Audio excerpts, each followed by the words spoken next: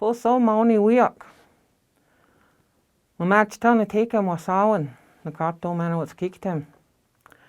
My name is Myrna Warrington, and I have volunteered to talk about our current crisis with the virus. So I wanted to say that I'm addressing Menominee resilience because we as Menominee people, as Indian people actually, have been here for many, many years, thousands of years, and we have resilience. We've been here, things have happened, but we are still here.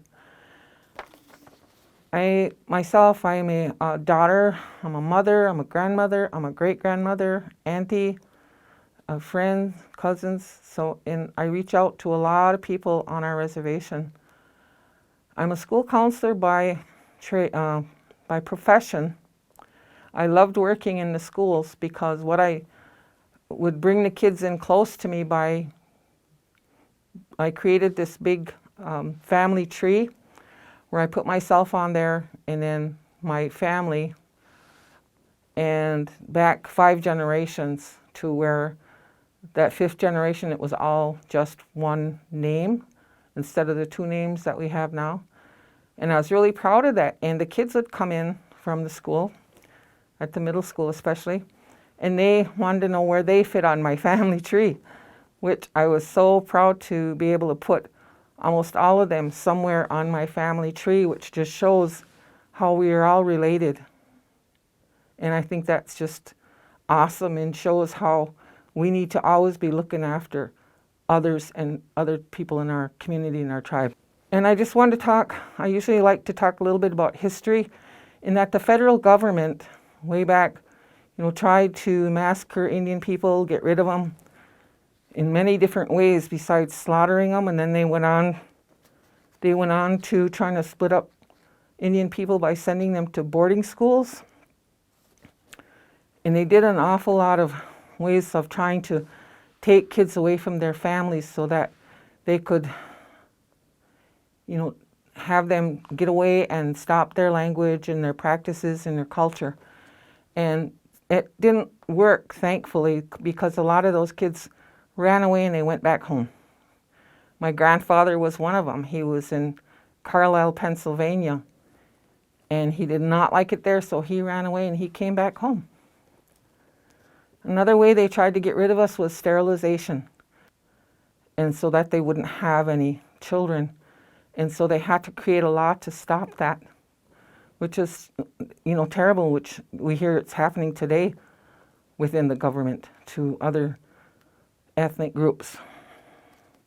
They also try to relocate us so we'd get off the reservation and go live someplace else, which again did not work because people did not like living in the cities, so they moved back. Finally, they tried to terminate us as an Indian tribe. In 1961, we no longer were a tribe. Woke up one day and said we weren't Indians, which was unacceptable to a wonderful group of grassroots people here in Menominee that worked very hard to get restoration and bring us back to our tribal status. So in those ways you can see that we persevered over the years, in which we have to continue to do that because this is our place, this is our homeland, and we have to preserve our area, our people living here as Indian people together in a tribe. So it's very important right now, this day, that we look after each other, that we pay attention to what the critical things that are happening today with the virus, that it's being spread because people are not taking it serious. Our numbers here on Menominee are going up. We have to watch what they're asking us to do, is to wear masks, stay 6 feet apart, wash your hands, counting 20 every time, and just keeping all that disinfectant around you, the things for your hands, and just protecting yourself and others and wiping down your house. And so something that I started to do, which I watch the news all the time and seeing what's going on, and I wear 2 masks. I wear this one because it's got the little metal on the nose, and you can squeeze that in so it kind of creates a barrier, and then the mask that I made myself on top of that. So it's not 100%, but it is being a little extra cautious. I have a mother who's 93 in a couple days. We are so proud of that.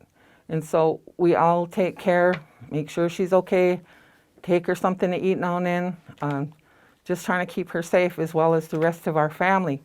And just like everybody else, I've had someone affected in my family with this COVID.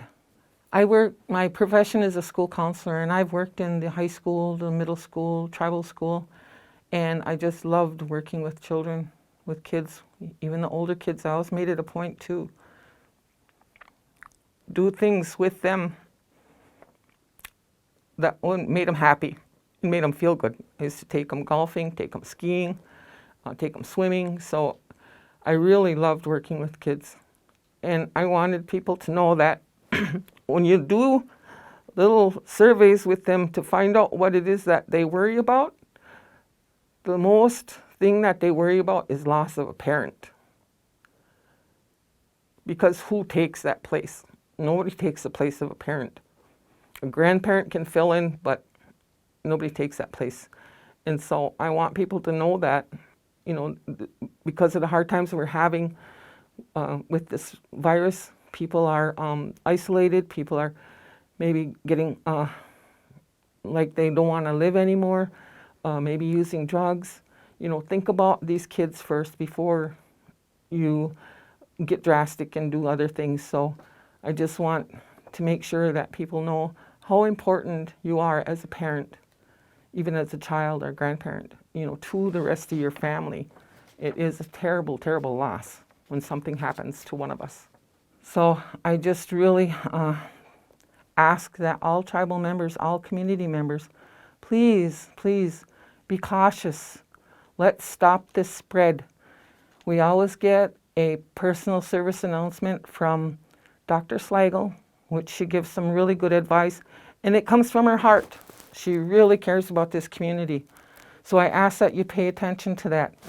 The only thing that I need to talk about that I think needs to be addressed is that we are a digital divide, because people in the outer lying areas don't get Wi-Fi and the other things that we need to get these messages out in, say, in South Branch, 55, Zor.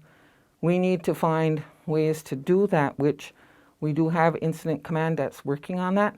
So we do need to get this message out all over, not just to the areas that have Wi-Fi, internet, things like that. So we're working on that, and let's please stay safe. Natanawi Makanuk, Kate Tapanin.